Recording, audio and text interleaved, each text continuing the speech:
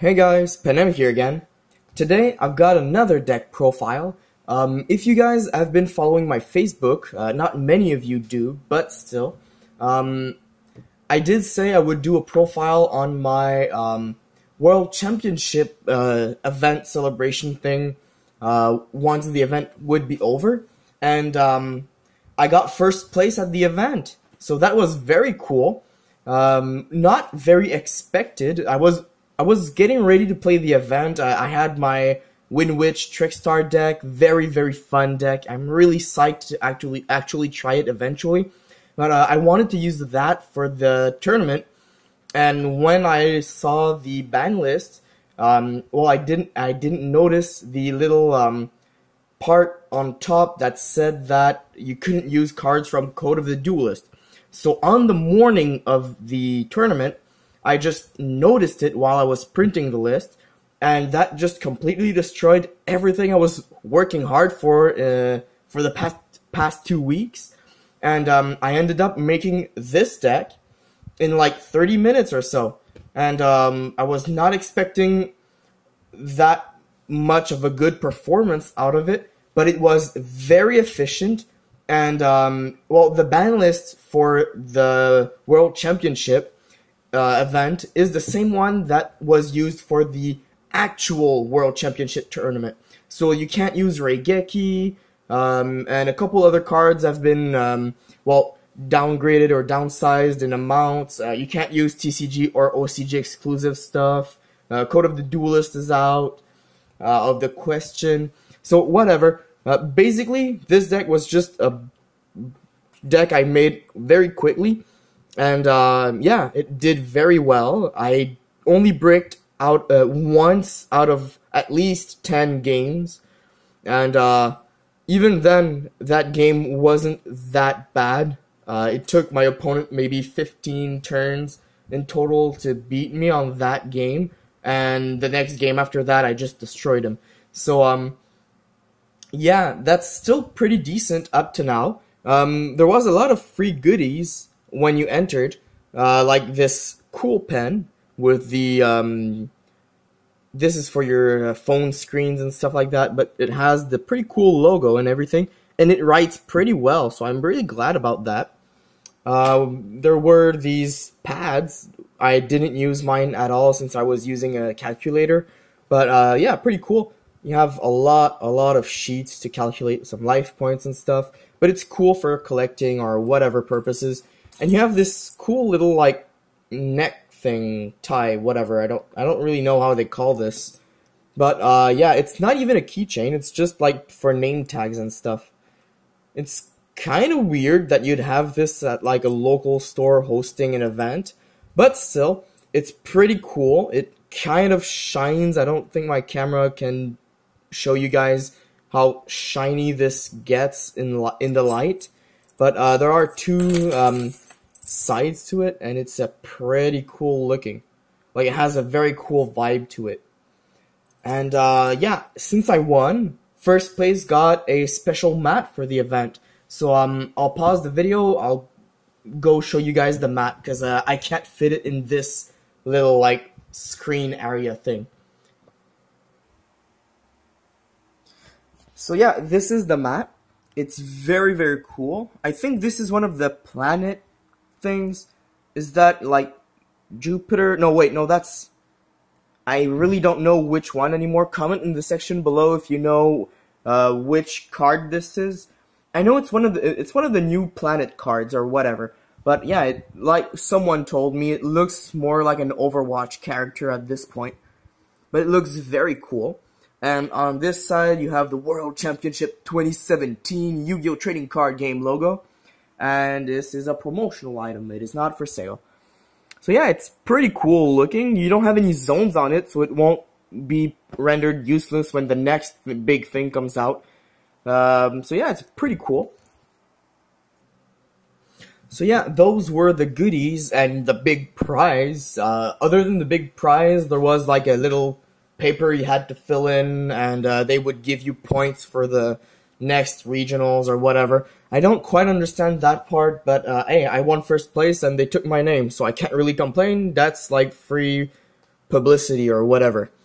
So yeah, off to the deck. It's a very simple deck. 15 cards in my extra deck, 15 cards in my side deck, I think. I'm not even sure. I didn't use my side deck because, well, I could have, but it wasn't meant to be at that point because, well, I didn't face any opponents who rendered my main deck pointless, so I didn't have to side anything. And I did not use dinosaurs because I found that my dinosaur deck was a little too slow to my taste. It wasn't too slow, it's just that I felt like it was not appropriate. And I couldn't use True Dracos because they were nerfed a lot by the ban list for the event. I hate Zodiacs, so I didn't play those at all. I would have played my Wind Witches, but as I told you, I made the deck with the Trickstars, and I didn't want to just undo the deck for one day or two. So yeah, I just decided to go with ABCs. And honestly, a 42 card deck, very, very good. I thinned through all the monsters in at least 4 games. I didn't have any monsters left in my deck. In one game, I did 10,100 damage in one turn, and at the beginning of the turn, I only had one level 4 monster on my field. So, I made a very big field on that game, and in another game, I had enough monsters to deal 9,300 on my field at some point, but I just ended up being stalled a bit and dealt like 6,000 attack damage. But still, this deck made some incredibly good fields, extremely fast. In just 2 or 3 turns, if you don't have big monsters on your field, then you're not using this right. So let's get started. It's just going to be a quick profile because ABCs have been exploited for a long time and a lot of people just know how the mechanic works.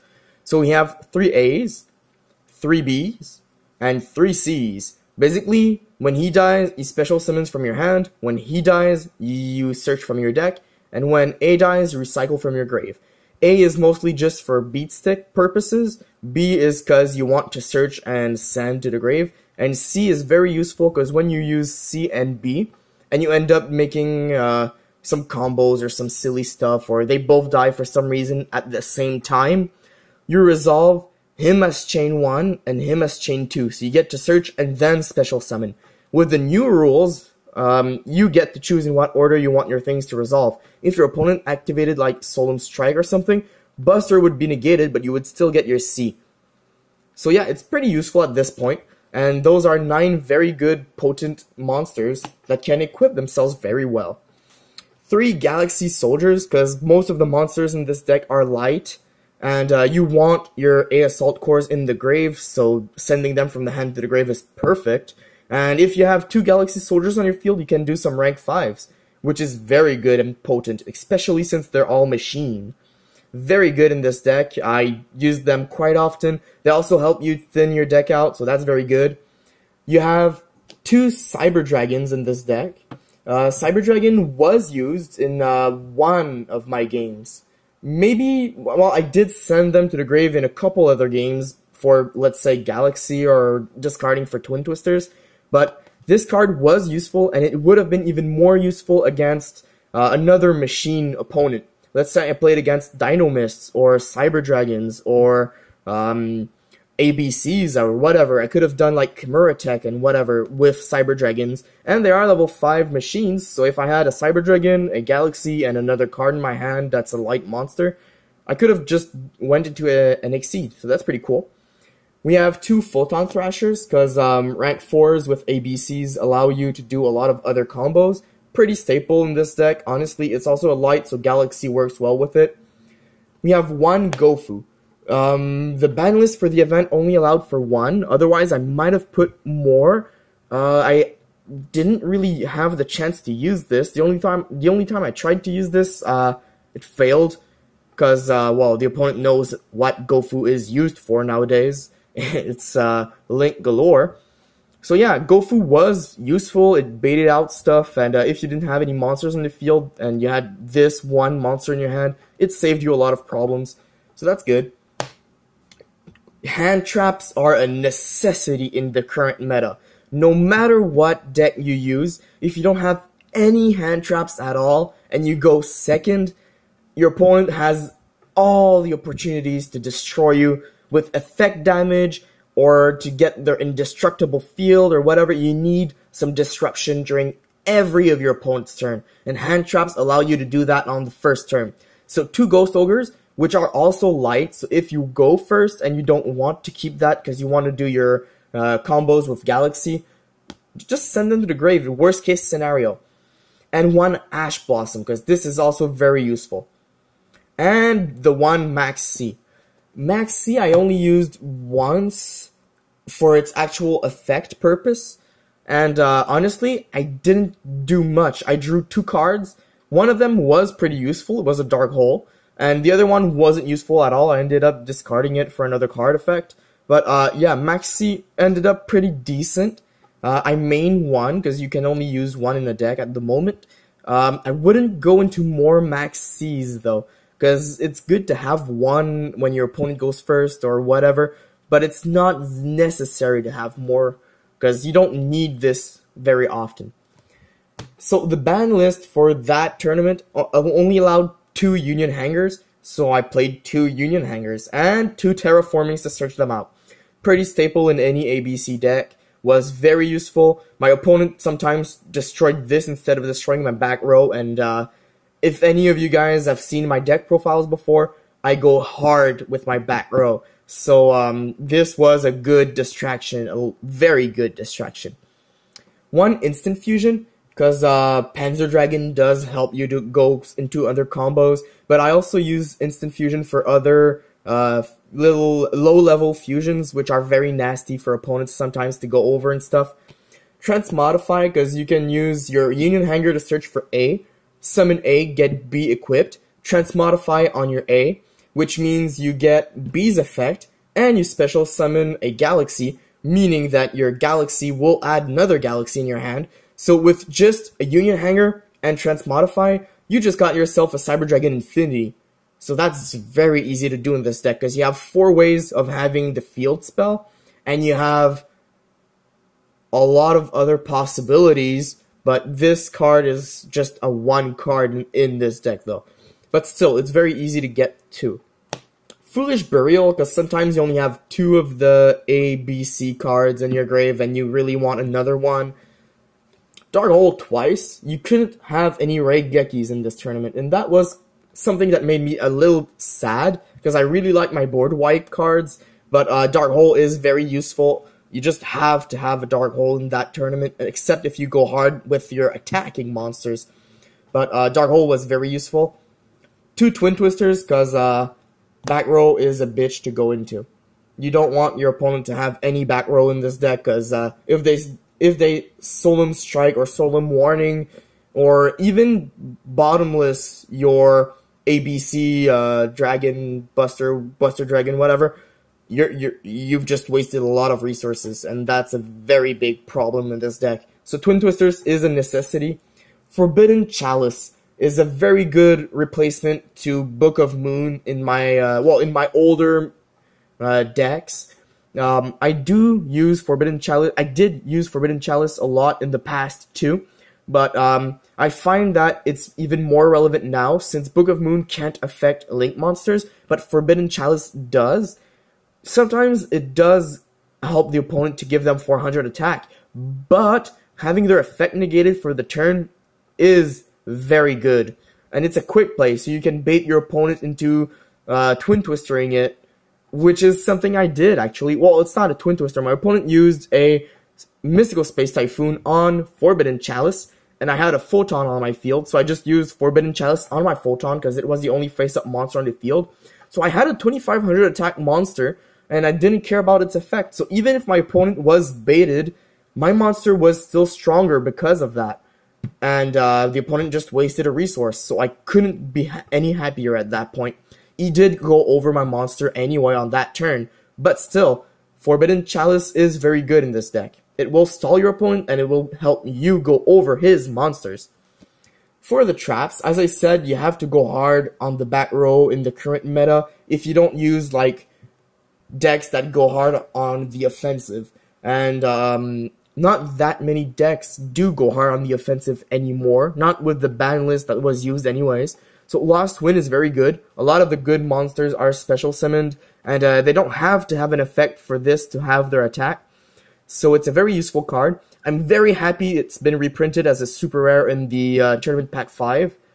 Very glad. I really want that. I love to bling out my decks, and super rare is one of my favorite foil type. Super and ultras are my favorite. Secret I enjoy a lot, but I still prefer super and ultras. I'm just that way. So I'm really glad it's been reprinted. I really want to get my hands on at least 2 of those because I use one in like each of my big decks that I use. So very cool card, very useful, and it can recycle itself, so it's perfect for any kind of deck that just mills. 2 Mirror Forces. I would have played a Quaking, but Quaking is just like Book of Moon. It sets stuff face down, so links are somewhat immune, and some of the opponent decks don't really care if their monsters are face down. So Storming is more efficient sometimes. It helps you to go against resources, at least, that the opponent will waste. And cards that can't be destroyed by card effects, like the Crystal Wing summoned by Wind Witches, can still be returned. So Storming Mirror Force will help. And the normal Mirror Force, because 2 Storming, sometimes you really just want to destroy the monsters, and Mirror Force is cheap and looks pretty cool. So you just use it. Dimensional Prison is very dope. This card is a savior sometimes. Most of the time it got used as bait, really. I think I only used it once in the tournament, but still, very useful card. Stuff that can't be destroyed, use this. It gets banished, not just returned so the opponent can still use it. No, it gets banished. And this is a foil version from the WC 08. So I think that's the video game. I'm not sure anymore, but World Championship 2008 or something like that. Whatever. Anyway, very happy to get to have this card, and it's a very good card in this deck. Decks that use their graveyard just as much as their deck will be killed by this, and Crystal Wing can't survive even if it's been special summoned by Wind Witches to Dimensional Prison. It just gets banished. Who cares at that point? And a lot of cards get just like destroyed by Dimensional. So it's a very useful card. Bottomless Trap Hole, because it's bottomless, very useful. And Torrential Tribute, because when your opponent goes into the Wind Witches, Torrential Tribute on the Snowbell, so all 3 of them get destroyed, and they don't even have the Synchro in their graveyard, so they can't even count on that, which is pretty fun. And if your opponent tries to do some combos like with any of the monster spamming and stuff, or even like, let's say, Light Sworns, because I did face some Light Sworns, Torrential Tribute can help a lot. Like, they send 2 or 3 monsters, and you know they're going to go into Minerva or into Judgment Dragon. Just wait and Torrential Tribute them. Or even if you summon yourself, you can Torrential Tribute your own ABC cards to get their effects and destroy your opponent's field, just like if it was a Dark Hole. At that point, it's very funny. The opponent does not expect it at all. And the Solemn package, 2 strikes and 1 warning. Strike was limited, I believe, in the tournament to 2. And I never really used more than 2. Maybe when Counter Fairies are going to come back eventually, because there's a new deck coming out eventually for those, I will maybe want to play 3. But for the moment, I find that 2 is plenty. There are a lot of decks that just don't really care, because Strike can't Solemn everything your opponent plays. But still, the deck is pretty straightforward. You just spam big monsters, and if you can't spam them, just beat stick with the 1900. Pretty simple. The extra deck, or I still say fusion deck, because a lot of them are fusions, but still, 3 ABC Dragon Busters. Very good card, very versatile. You can just do a lot of summoning with it. You can do a lot of banishing with it. You can do some discarding. You can do a lot of combos with it. On your opponent's turn, you just send this to the grave to get your 3 guys back. If you had Union Hanger, you just got yourself another card to use its effect on the next turn. And if you then go into a Link monster, well, surprise, you get all 4 of those cards as effect. And your Link monster allows you to use those cards you just sent to the grave to get another ABC Dragon Buster, which is something very painful I did to one of my opponents, and the opponent was not happy. Chimera deck Fortress Dragon, because you do use Cyber Dragon twice, and sometimes you will go against other machine decks. Thousand Eyes Restrict and Invoked Raging, because instant fusion targets. Thousand Eyes is great. It does target, but it's just like 101, so you just steal the monster. If it can't be destroyed by battle or card effect, just steal it away. For the price of 1,000, you get rid of a big monster, and you can still use Thousand Eyes Restrict with any of your other cards to go into link monsters. So that is pretty big. Raijin is a Book of Moon, but also a pretty decent defense if you don't have anything. So if you started the game with instant fusion and no monsters at all, Invoke Raijin is still a pretty good wall for yourself. Panzer Dragon, because Cyber Dragon Infinity, and well, it's also a good target for if you did make for the Cyber Dragon stuff here, because it says you can special summon one machine type fusion monster from your extra deck. Panzer is one of those, so pretty good. You still get some defense even if your opponent strikes Nova. One Tsukuyomi, I did go into it a couple times and it helped me a lot. The one thing is it's slow. Once you have this on your field, since you take the extra monster zone for this, you can't really do much, not with the link monsters that were allowed in this tournament, at least. Eventually you might be able to do more, but not with the ones that were already allowed. Castel, because it's very useful. Sometimes, like, if you don't want to do Bujinte, just do Castel. It depends on what your needs are. A rank 5 light monster, Constellar Pleiades. Very useful. I never really went into it, but it's still a 2500. Very easy to summon card in this deck. Cyber Dragon Nova and Infinity. I went into these quite a few times. Mostly I won before even using Infinity's effect. One time my opponent just gave up before even having to face Infinity. And since we use Gofu, we have the 2 Link Spiders, because Gofu can go into Decode using Link Spiders. So that's pretty cool. And we have Decode Tucker, obviously, because he does a lot with this deck. He's allowing you to get at least 3 extra deck monsters. Very big in this deck to use Decode. For the side deck, I've never really went into it, but Union Scramble, if you go against the deck that banishes your cards, like if your opponent uses DD Crows or different dimension grounds or bottomlesses a lot and stuff like that, Union Scramble is good. Lost Wind, you never know when you want more. One Day of Peace, just because when your opponent will go like second out of their own will, like if they lose the first game and they decide to go second on the second game, that's kind of suspicious. So One Day of Peace can be very useful. Yes, your opponent will draw, but they can't damage any of your life points at all for the next turn. So you do draw a card too, so that's good. Quaking, because you never know when the normal Mirror Force will become useless against certain enemies or whatever. This is very good against dinos.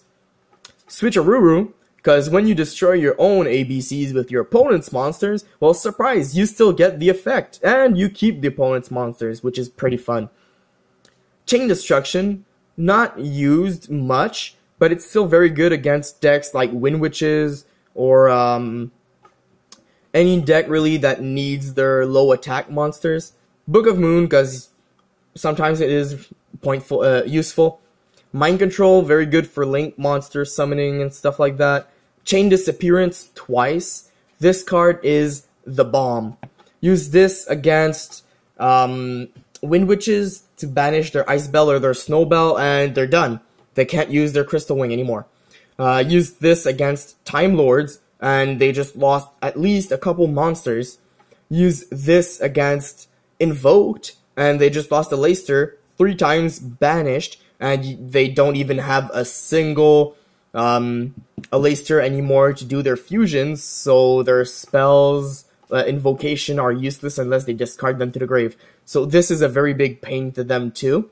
A lot of other decks use some 1000 attack or less monsters, and it just says summoned. So normal summon, special summon, flip summoned, who cares? Chain Disappearance will make them disappear. Very good card, very OP nowadays. I don't understand why people don't cite this more than what I've seen.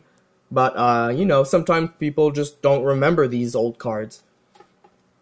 Upstart Goblin, because why the hell not? Gear Gigant X, because sometimes you just don't want to use Bujinte or Kestel. And Minerva. Very fun card to use in this deck. I almost switched out Tsukuyomi for Minerva at the beginning of the tournament, but I decided to just keep Tsukuyomi because sometimes you just want to mill your own hand. But this one just allows you to mill the top 3 of your deck. So if you know you still have a lot of monsters in your deck, take the chance, and Lost Wind can still be recycled anyways. So you're not losing that much out of this. And when it dies, you get to mill again. So you could just summon an ABC the turn this dies, or the next turn at least, or whatever. So Minerva is good, and it's still a 2000 attack monster, which is still better than Tsukuyomi's attack. So you can't really complain on that part. So yeah, that was the deck profile. Very simple, very straightforward. You either do your ABC, you either do Infinity, or you either do Decode and then do the rest of them all at the same time. You can still beat your opponent up without using your extra deck, which is hard, but doable. For the quick recap on the tournament, I faced a mix of Monarch and Dark Lords. That was interesting to face. A lot of draw power in that deck, and if your opponent does get to summon their cards, it's a pain in your arse. So my techniques of using a lot of back row helped me a lot. Banishing those cards were very good ideas. Like Vassals could have been banished by my Chain Disappearance, but I didn't cite it in because I didn't need it anyway, but whatever. I faced Lightsworns, I faced a Mirror Match ABC, and that was it. There were only 3 rounds because we weren't that many, but still, to win all the games except for one I lost in the Lightsworns when I bricked. But yeah, honestly, very glad. The tournament was very fun, even though we weren't that many people playing. And yeah, the deck worked out perfectly, and it was lacking in Gofus, Raigeki, and Link monsters. So I mean, this deck could easily be even better than it was. You guys can do whatever you want, but ABCs and Dinos are probably the most competitive decks that the TCG has that aren't Zodiacs or True Dracos at this point. So yeah, I really encourage you guys to pick these up. They're not that expensive anymore anyways. So yeah, thanks for watching, guys. If you have any comments or suggestions or even questions about the deck, just post them in the comment section below. I will gladly answer. I've been playing this deck for a while now. I've even played this in the US at one point. Shout out to you guys if you still watch my vids. So yeah, thanks for watching. Like the vid, subscribe, comment, share. Do anything nice as long as it's Yu-Gi-Oh related. You're doing something good. And Penem out.